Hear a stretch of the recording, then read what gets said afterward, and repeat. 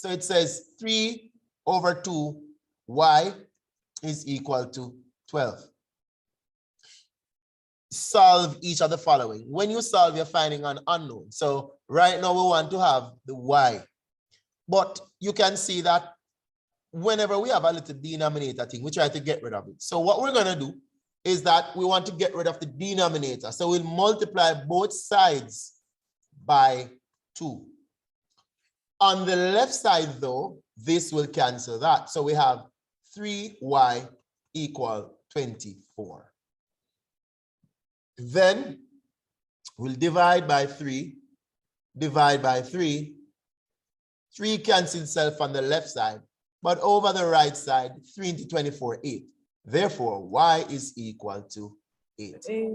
They want us to solve a quadratic. Let me rewrite it for us. 2x squared plus 5x minus 3 equals 0. So you're looking at that quadratic equation. You can use factorization to solve it. You can use the formula to solve it. A is equal to 2, B is equal to 5, and C is equal to minus 3.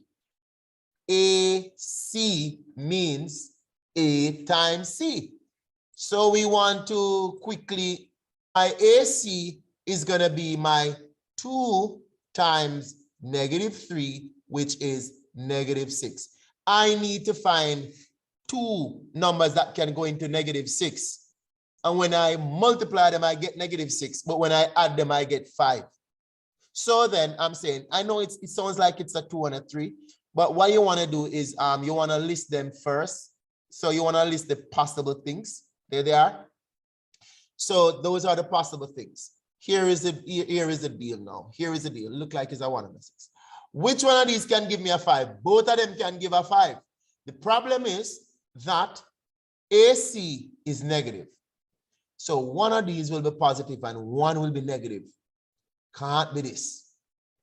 One will be positive and one will be negative. So it's going to be a 1 and a 6.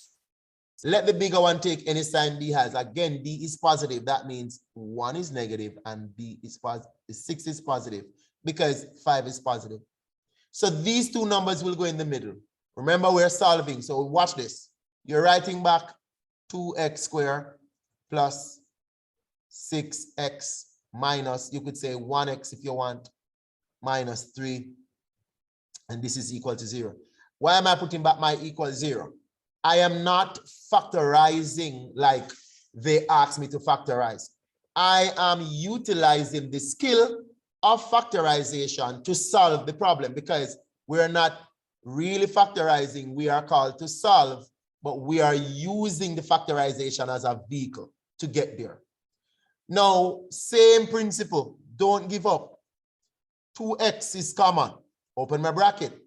X into 2x squared will give me 2x into 2x squared will give me x.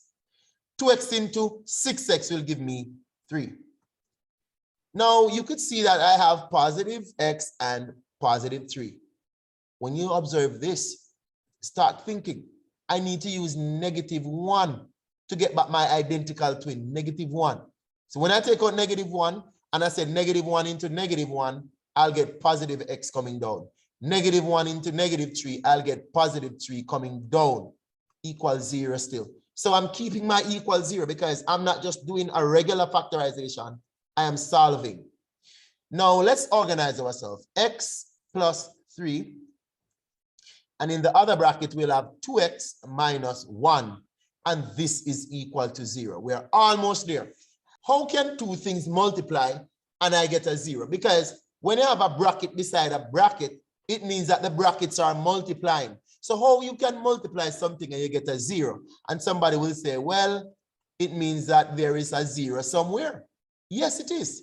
So because we don't know, we're going to say it's either x plus 3 equals 0 or 2x minus 1 equals 0. So we are suggesting that if when you work out this and it's not a 0, then this is a 0. But we're not sure which one, so we have to work out both.